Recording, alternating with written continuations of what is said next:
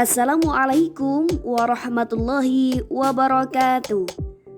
Kami dari kelompok 3 yang beranggotakan Farhan Zainul Bahtiar, Vivi Dwi Aditya Yahya, Galuh Dianita, dan Hani Nikmatul Ula akan mempresentasikan materi kami yang berjudul Pendidikan dan Perubahan Sosial pada matkul Sosiologi dan Antropologi Pendidikan.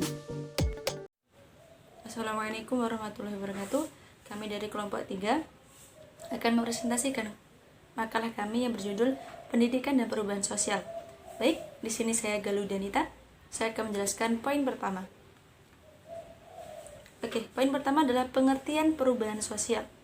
Perubahan sosial adalah perubahan sosial kebudayaan dan perilaku manusia dalam masyarakat dari keadaan tertentu ke keadaan yang lainnya.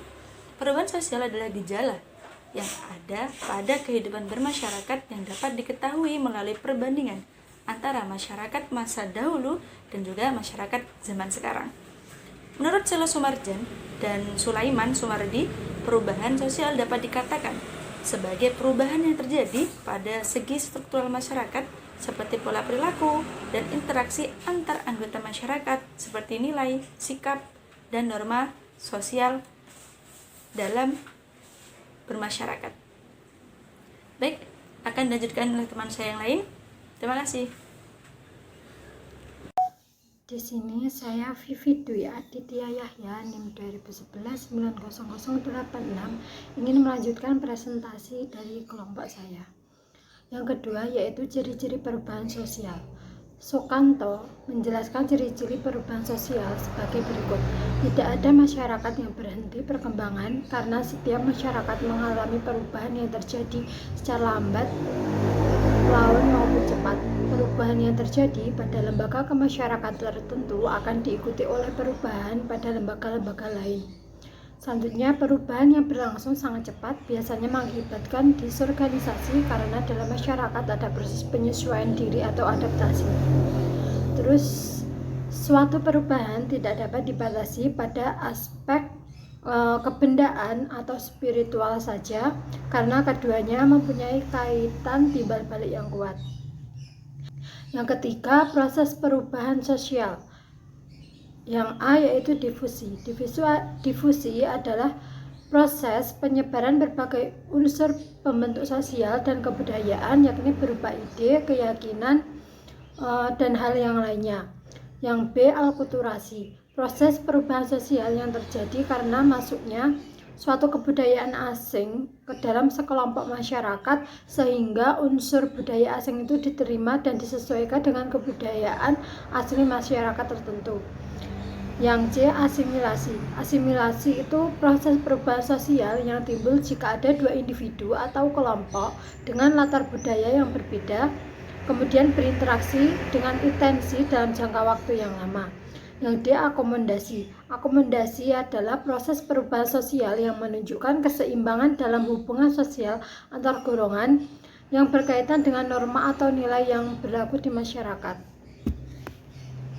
Baik, saya Hani Nikmatul Ula, nomor induk mahasiswa 201190090 akan melanjutkan presentasi dari teman saya. Di sini saya akan menjelaskan tentang faktor yang memperlancar perubahan sosial. Yang pertama yaitu kontak dengan kebudayaan lain, yang kedua sistem pendidikan formal yang maju, yang ketiga sikap menghargai hasil karya seseorang dan keinginan-keinginan untuk maju, yang keempat yaitu toleransi atau memiliki sikap mau menerima terhadap perbuatan yang menyimpang, kelima sistem terbuka dalam lapisan-lapisan masyarakat atau open stratification, yang keenam yaitu penduduk yang heterogen atau beragam, yang ketujuh ketidakpuasan masyarakat terhadap bidang-bidang kehidupan tertentu, yang kedelapan yaitu orientasi ke masa depan, yang kesembilan yaitu nilai bahwa manusia harus senantiasa berusaha memperbaiki hidupnya.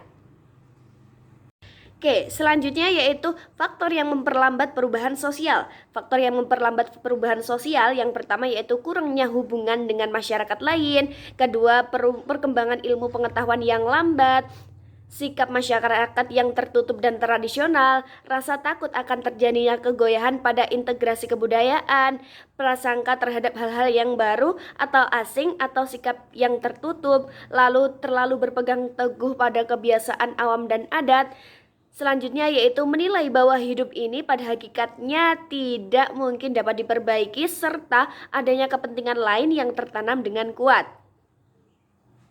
Oke, selanjutnya adalah strategi perubahan sosial. Di sini strategi perubahan sosial ada 5. Yang pertama yaitu strategi fasilitatif. Strategi fasilitatif ini merupakan perubahan kepada pola perilaku, hubungan sosial, lembaga, dan struktur sosial pada waktu tertentu. Yang kedua yaitu strategi reduktif, yang merupakan strategi yang menerima inovasi dan mengetahui segala hambatan yang terjadi dalam aktivitas masyarakat. Yang ketiga yaitu strategi persuasif. Strategi persuasif adalah strategi dengan cara membujuk masyarakat. Selanjutnya yaitu strategi kekuasaan. Strategi kekuasaan adalah strategi yang dilakukan dengan cara kekerasan atau paksaan serta ancaman kepada masyarakat. Jadi pada strategi kekuasaan ini bersifat negatif. Selanjutnya yaitu strategi kekerasan versus non-kekerasan. Jadi strategi ini memiliki sifat statis melainkan dinamis. Artinya masyarakat pasti mengalami perubahan dan banyak permasalahan yang dihadapi serta tidak lepas dari suatu konflik. Oke. Selanjutnya presentasi kali ini akan dilanjutkan oleh teman saya yaitu Mas Farhan Zainul Bahtiar. Terima kasih. Bismillahirrahmanirrahim. Perkenalkan, nama saya Farhan Zainul Bahtiar. Di sini saya akan meneruskan presentasi dari teman saya. Pendidikan mempengaruhi perubahan sosial dan sebaliknya. Pendidikan sebagai suatu proses yang merubah perilaku individu dalam konteks teori perubahan sosial, dan juga akan mempengaruhi dampak terjadinya perubahan baik pada tingkah individu sebagai agen maupun tingkah kelembagaan yang mampu merubah struktur sosial yang ada dalam masyarakat. Yang kedua, pendidikan dapat menimbulkan perubahan dalam masyarakat dan sebaliknya. Jika masyarakat mengalami perubahan, secara tidak langsung sistem pendidikan juga mengalami perubahan. Arah pembangunan di bidang pendidikan sangat ditentukan oleh tuntunan masyarakat sesuai dengan kebudayaan.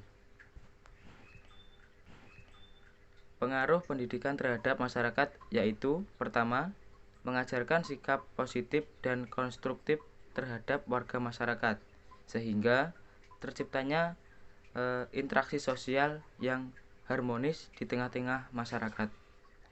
Yang kedua, mencerdaskan kehidupan masyarakat.